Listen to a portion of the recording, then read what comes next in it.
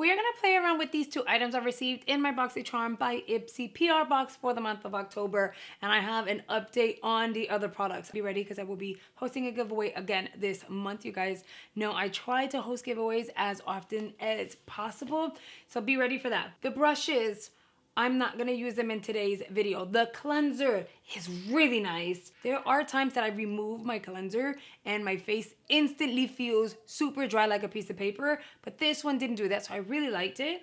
And the size was so big. So it's a really nice cleanser. And then we have this over here, Nena. It's in my hair right now.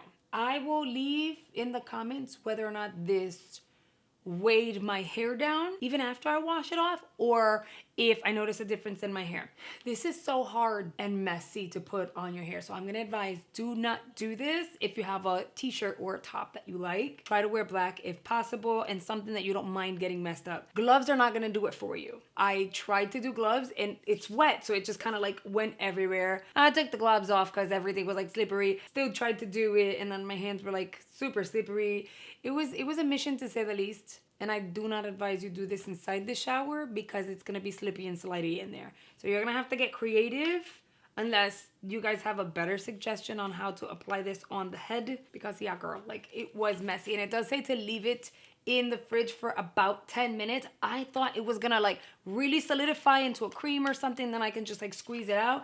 It didn't do that. I don't know why. It stayed pretty oily. I figured I have to sit here and wait a good 30 minutes anyway, so I put a face on really fast. And we are going to create a look with the iconic London palette. We're gonna see if this is any bueno. I'm gonna go in with a little bit of concealer. This is Ofra Cosmetics' Perfect Cover Concealer. I did not know that the priming properties in this baby is so good. I've used this as a primer lately a few times, and my lids will not crease. It stays put and it looks amazing. And it feels weird that I'm using an eyeshadow palette that's not mine. I've been doing a lot of looks behind the scenes and editing it and all of that. And I've had a lot of fun with my palette. So it just feels different. But if you're new here, or if you didn't watch the video and kind of missed out on my launch review on my palette, I have an eyeshadow palette with Ofra Cosmetics. It is the Yari G Faves palette along with a lippy trio. These are freaking fantastic. It is a steal. You can use my discount code, which I will provide for you in the description box below, but I'll also let you know it is Yari G. And that's going to give you 20% off anything and everything on Ofra Cosmetics, including the new launch. I am a project influencer for this year. I had an amazing time creating this bundle for you guys, and I have all the details in a review video that I will link up here for you guys. Please make sure you go check it out, show that video some love, and so many of you guys are buying it. Makes me so happy.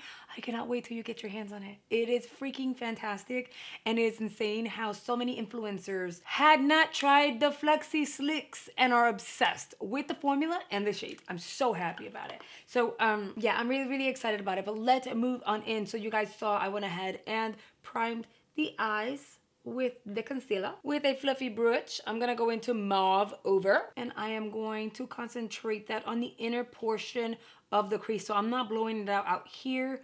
I wanna focus that in this area. This mauve shade is so pretty. I think it's really pretty. So I'm gonna concentrate it here and then gently bring it forward. I only do the windshield wiper motion, just but I do that once I've concentrated most of the shade and the product out here, and I'll bring it forward. See, this mauve shade right here was very pigmented, and I'm not mad at her. I'm gonna hold on to this brush because I feel like I might use it again. With a clean fluffy brush, I'll go into this pink called Date Night, and I'm gonna focus that out here, and that's a shade that I will blow out, bring it close to the brow bone and on top of that mauve shade, but like on the edge, so that I can feather that edge out and make sure it's fused together really nicely. That's gonna help you get a nice gradient. It's pink, but it looks peach on my eye. I'm not mad at it. It looks really nice. Okay, so far, those are two shades that are pigmented, are blending well. I don't have fallout. I didn't even tap out, actually. So I didn't tap out. I have no fallout, and it looks really good. And those two shades worked well together. I feel like whatever's left on this one, I'm gonna drag under the eye. And then I'm gonna do the same thing with the other brush. And yes, as always, we are winging it up in here. Yeah, so my hair's in a bun, but that's because I put the oil on, and I'm gonna get in the shower afterwards, but I really wanted to film with this palette. Although very neutral, some people might think it's boring. I like these shades. I feel like these shades are gonna be really nice for the fall. They're not necessarily like your Christmassy shades, you know, but I think October, November shades, like this one right here for Thanksgiving, is gonna look stunning. I'm gonna move on over to After Dark. It's like a really deep plum. I'm gonna tap that directly on the center of the eyeball. You guys, this one's pigmented too, look at that. I haven't even dipped back into the pan. I wonder, what if, let me kind of go in here and tap in here. What if their formulas are just better for this palette? I genuinely don't know, because the other formulas from the other palettes, they had really good formulas, but in certain situations, it was weird. Some of them worked, some of them didn't. Some of the colors all looked the same, even though they looked different in the pan. Once you applied it on the eye, you're like, what happened? They all look like the same shade. I genuinely don't know, but this is working for me. Okay, so for this deep maroony, it's not maroon, it's like a deep grape. I dipped into the pan once for each eye and I got the coverage that I wanted. Now I'm gonna grab the fluffy brush we used on that outer crease area, and I'm gonna blend this back and forth directly on the crease. I wonder if we're losing the maroon, like that deep grape shade, or if it's gonna stay. Let's just keep blending. It is getting lighter. You see how it's not as dark here? Like, it's not as dark as the other eye, which is fine. It's disappearing though, which is annoying. All right, it's blending well enough. Like, it's not being super difficult. It's blending, but we've lost the majority of the pigmentation, as you can see, the before and after. So let's make this eye match too. We're gonna blend this out, and then we will go right, and I'm focusing on the crease. As you guys see, I'm kind of going on here. It's not on top of the eye.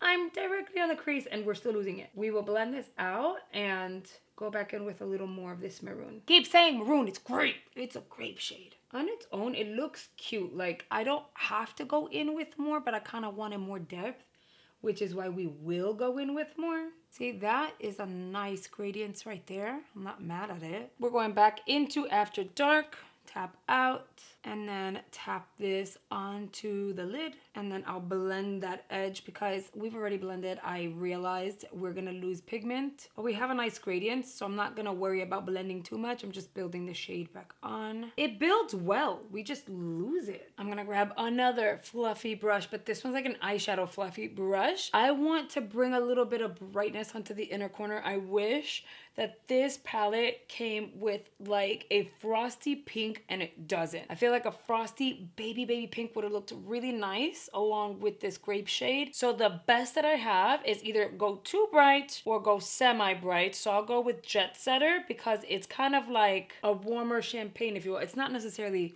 a pink though. And I'll tap that in here. We're closing her because I don't need that champagne-y shade anymore. That's very pigmented. I'm gonna tap that to cover that inner corner. I'm gonna bring it up a smidge like this to open up and brighten the eye. And then I'll tap on top of the grape, so we'll get a little bit of gradients.